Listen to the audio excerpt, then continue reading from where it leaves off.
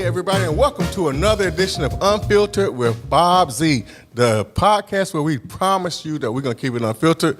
And I know that I promised you guys that when we did the debate special that was going to be the last one for 2020. But then, honestly, and I try to keep it 100 or real or whatever the current slang is, I realized I hadn't really touched on a lot of community people, and one of the things, because I know the campaign was going on, and I kind of just got engulfed in politics, but one of the things that we want to do for the show, we want to like show you people, you know what I mean, people in our community, people that are doing things, and we just don't want to have like politicians and mayors and stuff. I mean, it's cool, but that's not really what we're here for. That's not really a mission of the show. It's good, and I will admit it's my fault. Well, they were running against Donald Trump, and I was like, I don't care. Anything we got to do, we got to do. So I had a lot of politicians on. But look, today we have a very, very special guest. I mean, sometimes like when you meet people, you're like, wow, you know, you kind of get knocked back off your socks. And I was like, we met one of the festivals, what is it, the wine festival? One of those festivals over there in Town Point Park. And I was like, man, you know, and she was just standing there like she owned the whole park. I was like, what in the world is this? But I was like, hi. But no, she. As I've gotten to know her through social media and different social events, I said, man, this is a powerful, powerful sister. And I'm like the kind of be like, I mean, I'm straight like, yo, this is a powerful sister. I mean, you know, I'm a soldier for that kind of thing. And so her name is Benicia Hernandez, and I could like give her accolades for a minute, but I'm gonna let her tell her story and talk about the organizations that she runs. Thank you so much for that very generous introduction. It's real. So I'm Benicia Hernandez, and I am a Norfolk native. Norfolk is my home and passion, and I own a mental health agency, Life's Journey, and a nonprofit, Projects Life's Journey. And so I have the opportunity to really be involved in the community. And I have been really taking pride in this year, specifically, talking about mental health in the Black community. I think this year has led to, how should we describe it? Just the events itself had really given us the opportunity to be more open, right, and speak more openly. And so my profession is a licensed professional counselor. Okay. And so I am taking the lead to really try and find ways to destigmatize mental health within our community. So thank you so much for having me on this today. Okay. Our first question, I mean, and for me knowing and looking at your, social media website, it's apparent. I mean, it's just like, it's not like a secret. It's apparent. I like that word. That your life's journey has been different and at times difficult. Talk to us about from the beginning and, what were your motivations? I think that's going to help somebody. Okay. So my initial motivation was my own journey in life. I feel like we're so very blessed with only one life. And we have an opportunity to really learn from our life. And so a lot of the decisions that I made when I was really young, I had 2 children by the time I was 19. And I was a single mom, and I was pretty much forced with having to figure out how I was going to, raise 2 children and take care of them. So as life progresses and I go get my education, I will say this. I've been to all the schools here in Norfolk. I've been to Tidewater Community College. It took me 4 years to get a 2-year degree. Then I went to ODU. It took me another 4 years to finish off a bachelor's. It took me 8 years to finish a bachelor's degree. I have my master's from Norfolk State. I did that in 2 years, record time. And it really, all of those life circumstances, the drive for me wanting to provide for my children really kind of is the motivation, the initial motivation for wanting to seek change within my own life. Right. Well, that serves as motivation. I think that serves as motivation. I think in church they say, I don't know who this is gonna help, but I think it's gonna help somebody, and I'm pretty sure. But my next question is mental health. Is really just now opening up. Or becoming. I'm not gonna say it wasn't a recognizable problem, but it's becoming acceptable to be a recognizable problem. I'm not talking about overdiagnosing, but I'm just talking about real mental health issues. And sometimes a fallacy within our community is that it's just not acceptable. I think it's a fallacy, and we all know a fallacy is like something that we think is true, but it really ain't true. So I think that what is your unique vision about delivering services to the community based on the opening up of So when you're saying the community, there's a couple different communities. There's our community within the Hampton Roads area, which is what we serve. But then there's really our community, our Black community. That's the one I'm talking about. Yes. Nah, go ahead. And so mental health has always been relevant. However, it has been relevant for other cultures other than our own. True. If you think about, go take it back to slavery, you were not in a position, you just could only survive. You couldn't have any emotions to get through that. And so that has been taught to us generation after generation after generation. And so we're in a position now where thankfully a lot of people, like if you think about the different stars that have spoken openly about mental health, they contribute to our ability to really talk about how important our mental health is. And so what I am doing is really confronting it, like, let's talk about it exactly what it is, and educating the community and trying to find ways to normalize it by sharing, different stories, even, my own struggles at times, to really just let other people know that it's okay. It's okay to struggle.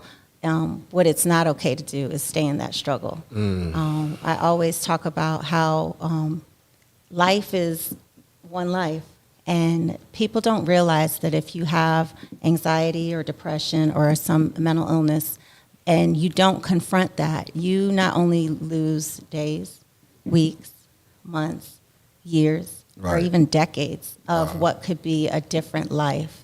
And so if we can really say, okay, this is the struggle, let me confront it, and what are the resources to confront it, then we can really, really work towards change and see a different outlook. Okay. Wow. That was very eloquent. And I can speak on this for a while. I was like, Keep okay. going. That's fine. That's fine. Like I said, it's gonna benefit. That's one of the aims of the show is to benefit. If people are saying stuff and it don't benefit nobody, then why? But anyway, moving forward.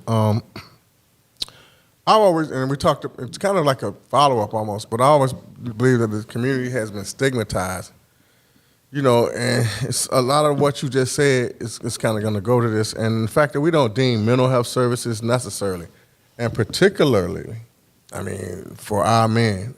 I grew up in a different era, but I grew up in Norfolk, and I can't remember nobody ever going to a psychiatrist in the whole neighborhood. If they did, it was like low key, and it was like a really bad situation. But we saw things that I saw things way too early. And so all that's trauma. You know what I mean? And so, how does your organization address the phenomenon that it kind of has wreaked havoc, on us as a community, and that's like the phenomenon of like. it's not okay to not be okay. You know what I mean? It's like, now it's like it's okay. You know what I'm saying? To not be okay. But prior to that, it's like, don't say you're not okay. I mean, no matter what, the whole thing was like, I don't care. You a black boy. Don't say you're not okay. You know what I mean? And that's what I grew up under. So talk to me a little bit about that. So think about that. The fact that we were taught not to cry and boys were taught to toughen up. Right. And so then only a couple of emotions are ever really taught. And one of those emotions is anger. Mm-hmm. Anger leads to violence. I think right now we have an opportunity to really educate not only the generation, our current generation, but future generations, our children. And it's so multi-leveled when you think about improving communication within your family, allowing your children to have different emotions and express their emotions. Mm-hmm. Think about the childhood where it's just what the parent says. You know, you don't have an opinion. You're not allowed to get angry or frustrated. You can only fall in line. Well, those times are changing, and we really want to, have an opportunity for the next generation to be able to have their feelings and learn how to communicate correctly and have the type of relationships that are healthy versus dysfunction. Right. Dysfunction. Right. So what I really try to focus on is meeting the person right where they're at. This is what I always tell my employees. Listen, this person had a life before they got to us. They'll have a life after that. We're only one little part of their journey, and we have a really good opportunity to meet them where they're at. So I'm not worried about, their history. How is it that we can help them in the present day? And just focusing on just the fact that this person has humbled themselves enough to say, I need some help. Right. And is looking to us to kind of take lead in that process, and really just trying to find that person's path, helping them figure out what their path is. I think that's just one step at a time when it comes to the individual, not lumping them into their diagnosis, but really just giving them the opportunity to share and to have someone that they can work with and work towards the healing of the trauma, and work towards acknowledging their diagnosis and finding the right strategy for them to improve their lives. Well, what's the turbo for that? When I say turbo, I mean like some of the cars, they be like having turbo. So to get that message that it's okay not to be okay, can we put like a turbo on that and kind of like spread it throughout, you know what I mean, the community, where everybody's like, okay, and it's going to roll me into my next question, or not even a question, it's more like I'm just seeking your opinion on something, on this piece here, because I remember, and this is a true story, y'all, I remember when the pandemic just really got funky. I mean, we went through probably like, what was that, like April and May, March, we let March go by, we say, what is this? You know what I'm saying? Mm-hmm. But then around April and May, it got funky. I mean, really, really, by that time, my mom had been in the hospital like 4 different times, never for COVID, and stepped out there. I was like, Tucker, you tell me it ain't a God. You know what I'm saying? I was like, 4 separate times I watched the ambulance take my mama away, and I couldn't get in the ambulance. And you were saying, you were like, okay, let's talk. And I was like, wow, that was like, on your Instagram post, she was saying, let's talk. Everybody, not just to me, but to the whole community. And I was like, see, that's stepping up to me. I was like, that was leadership. I was like, okay, I'm going to make a video for it. You know what I'm saying? And you did. Thank you. I appreciate that. And it was good. It was because honest, too. It was very genuine and transparent. So it was great. Thank you. And I appreciate it. I was like, man, I need to talk. And that was like an outlet. I don't know if you probably realized it, but it was an outlet to a lot of people. Well, a lot of people. It was an outlet to the people that was actually giving the talks. After they would finish it, they would come to me and be like, I really didn't even realize I needed that. And then I think it was just a ripple down effect that we actually don't even all the way have a full understanding of.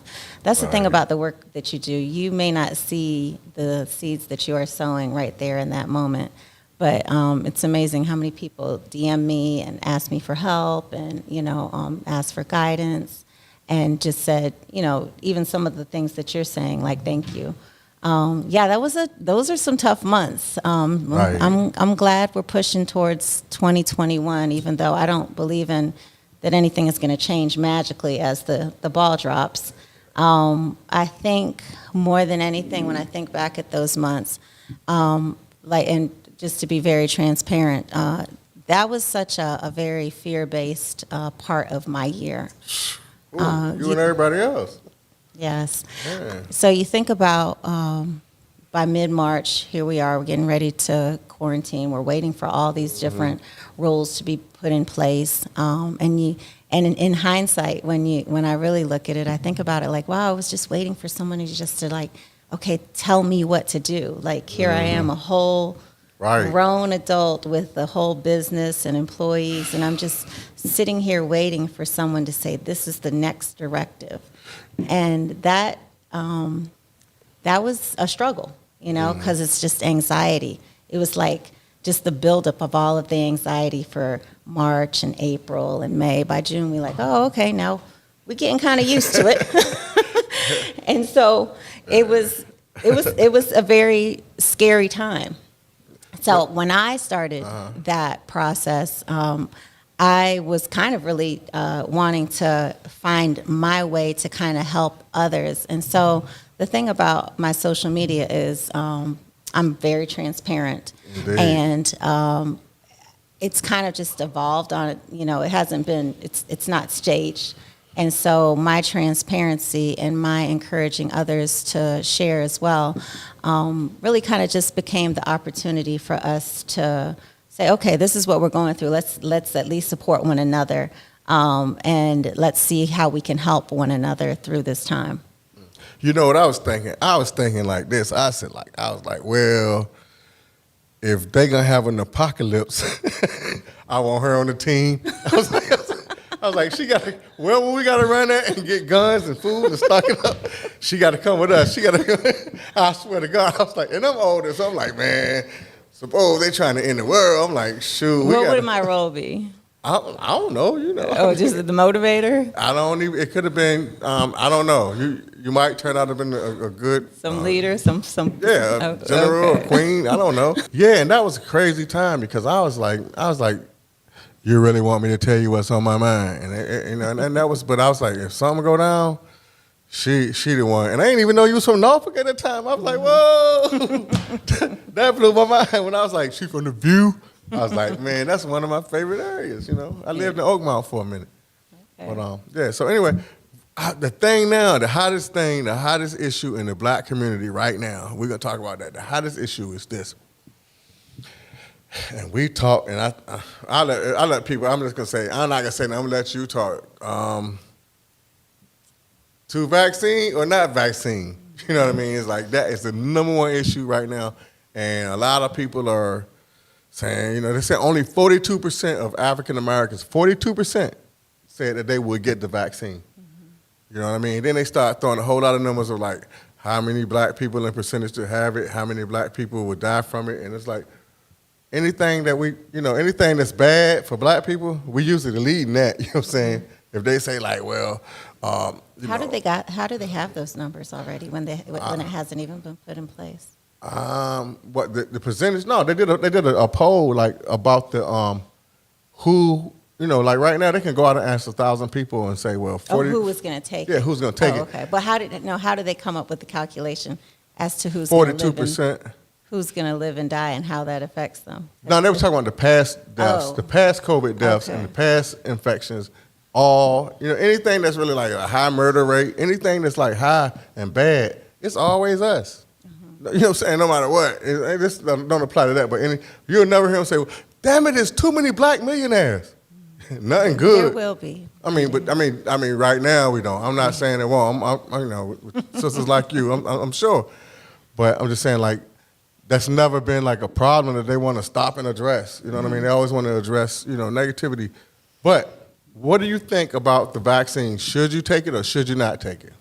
So what I think is that people should become educated and make that decision for themselves based on facts.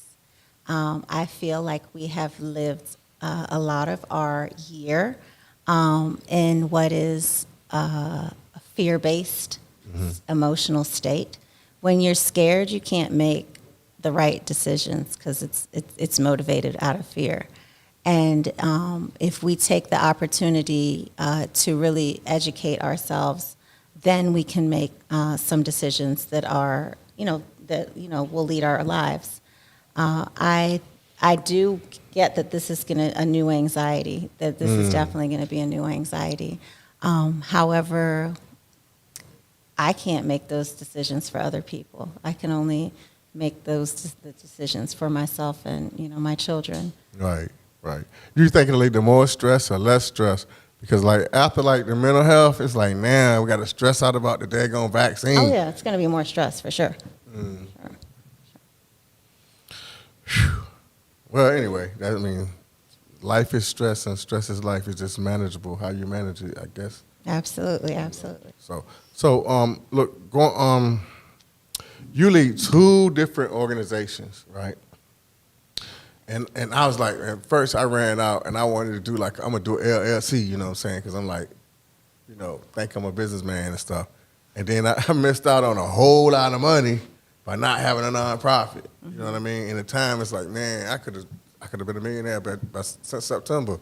You know what I mean? And I missed out on a whole lot of money with that piece. But by the end of the year, I think I should be up. But you tell me, talk to me, and I think to our listeners about LLC, nonprofit, and how because some people, LLC, they killing it. You know what I'm saying? So I don't know, but for me and the community stuff. But talk to us about the difference. I want to hear your opinion about that. So first of all, everyone has to figure out what their goal is for entrepreneurship. Right. That's the first thing. I think a lot of us seek the freedom of entrepreneurship, but don't understand the sacrifice that comes with that. Right. Whether it's LLC or a nonprofit, you got to be prepared to put the whole grind in. And so while I have both. Wow. But my nonprofit is really just like a support system to my for-profit. I think what's more important is that people understand that if you have a goal of being an individual that doesn't have to clock into anybody but themselves, then that's really what you really have to focus on. And clocking into yourself is hard. I tell people nowadays, I'm the boss, so I don't have to clock into anyone but me, but yet I get up every single day to still be out there with my employees, still committed to the mission of what I'm trying to build. And I work hard. I work really, really hard. Right. This opportunity that I have been afforded, I didn't have this all mapped out at all. I had an idea. I knew I was driven. I knew I had a great work ethic. And at some point, I knew I was making other companies a lot of money, and I knew what I was doing. So I took a leap of faith. Right. But I had no clue as to what it really takes to be an entrepreneur and how much effort you have to always put in for your goals that continue to grow. So, I'm fairly new to the game. I think I'm doing fairly well, but I'm not above learning. I really try to focus on learning all the time, just to be better and better at what I do. So whatever the person wants to do, just really focus on the commitment that it's going to take and the drive that it's going to take and the endurance that it's going to take, all those types of things. Okay. Well, your efforts haven't gone unnoticed. They haven't gone unnoticed. And recently, you received an award for Business Week. Inside Business. And so talk to us about that and give us the whole, synopsis of what it stands for and, how they chose you and what, I want to hear. It's an important award. Thank you, thank you. So really, that was just part of my ongoing personal growth, I guess. I tell everybody, like, I could really live my life in a bubble and just, like, work on my company and just focus on that growth. But I really want more. I want to be able to, establish myself within the community as a businesswoman. And I want to be able to grow and, have an impact. And so that was an accumulation of this past year's work, the work that I did with my nonprofit, the different experiences I have, the board that I sit on. And so it too is just kind of like part of my journey, that I'm very lucky to be one of the honorees of that award. And so it just really, it wasn't planned at all, but I guess I'm in a pretty good position that I can say that I am, have that honor. And, it's just the first of many, for sure. And honor is, what is it called again? Businesswoman of the Year honor. Okay, all right, Yeah. okay. And that's not a sole award. So that's an award that's given to, I think it was over 20 women in the community this year. But what I'm most proud of is that there were only 5 black women that Really? won that award. And so Wow. I am very appreciative that I can work towards changing that narrative and encouraging that it become more diverse Right. in its selection. And I bet they never saw you coming. But I'm glad you, boom, hit them like, boom, like, whoa. Guess what? This might be a little bit off the beaten path, but, I mean, it wouldn't be unfiltered or real if I didn't just, like, really thought about what I was going to say. But you got to be one of the flyest sisters, real talk. I mean, that I ever met. I mean, that's a lot. But, I mean, what statement I'm making, and I'm asking that because the young ladies are,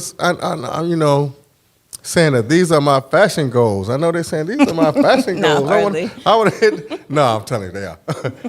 And so, what advice would you give to them, to all your people who say that's my fashion goals? So, you know what? This is funny. I'm a professional. However, I am trying to find my own way, and I do not want to be considered fashionably what professionals might put in that professional box per se. And so, Ain't no chance of that. so I'm just really, truly just finding my own way. I'm not Right. trying to have the standards that the Right. other people have. But that's not even just in my fashion. That's just in life, the way that I'm living my life, the way that I don't want to be held to society standards. Right. The way that I really want to break barriers in the work that I do and how I represent the black woman. And so I am really just trying to open my own mind and challenge some of those, the way that Right. society has put those different expectations on us. Now, don't get me wrong, I'll suit it and boot it when I need to. But, I ain't get you wrong. I was like, yeah, you know what I'm saying? We about time, somebody that's gonna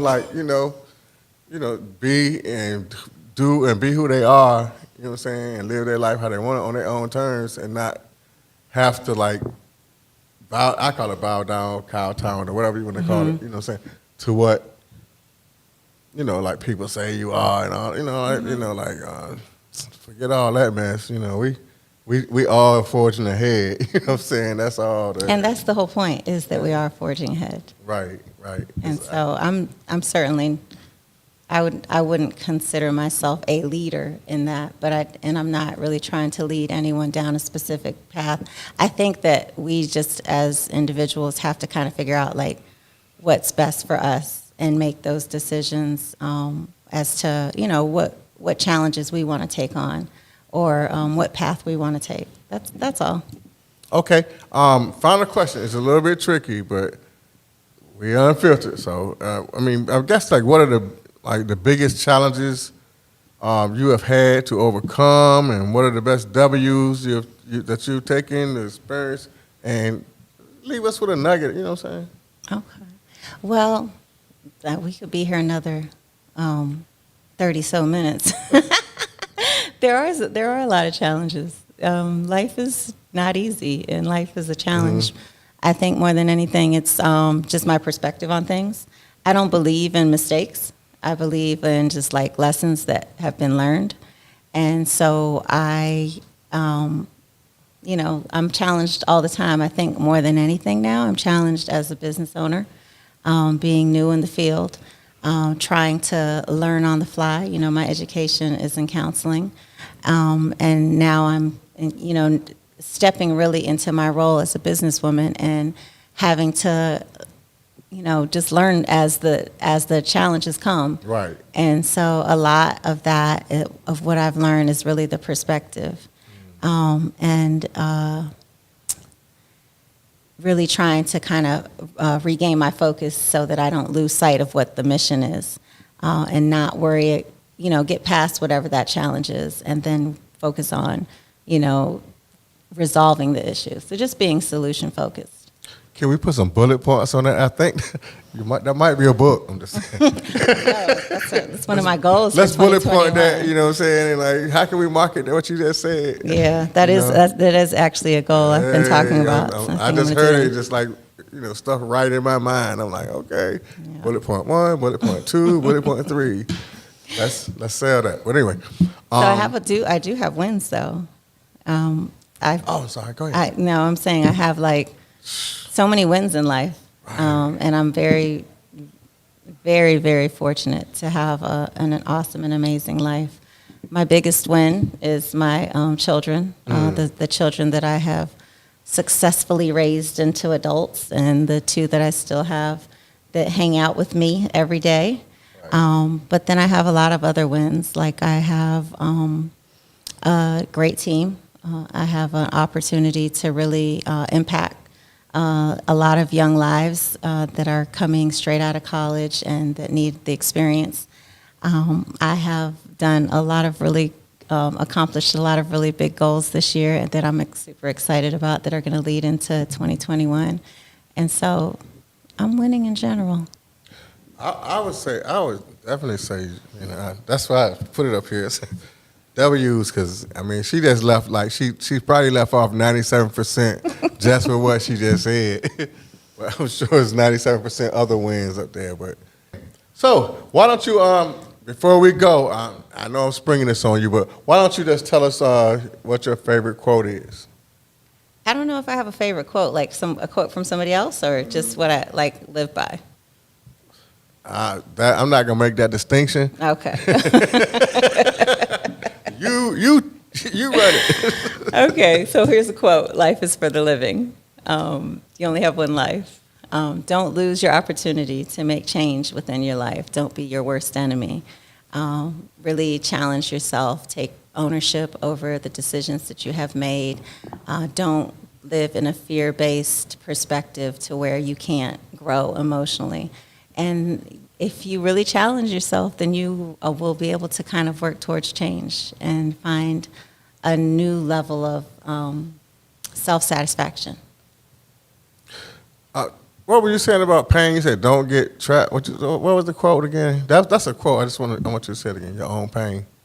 I don't know exactly how I said it, but I think what I really am trying to impress is that we are often our own worst enemy because we get trapped in our own lies that we have told ourselves. And those lies we use as excuses to why we don't make changes within our lives. And so the hard part is really reflecting on yourself and taking ownership of the things that you have allowed to go on. And that's not easy. That's often why people stay trapped, because they blame everybody else when really it's us. We have to work on us. And so really confronting ourselves so that we can make change, because there's only one life and time can go. That's really, really dope, man. I'm like, wow, like, okay, so when are we going to meet to outline the chapters? No, No pressure, right? No pressure. Yeah. Meet and outline these chapters right now because we're going to put a cover on it and it's going to make it. But anyway, I want to thank everybody for tuning in. And once again, we try to, just like I said, be more community focused today. And so we had our very great guest, Benicia Hernandez, and she came in and she talked to the folks. So I'm gonna you for having me. Indeed. And we're gonna meet again. I don't know if it's gonna be on the show, but we're gonna meet somewhere. Maybe at the wine festival. That's where it all started. Okay. So thank you very much. I'll talk to y'all next show. All right.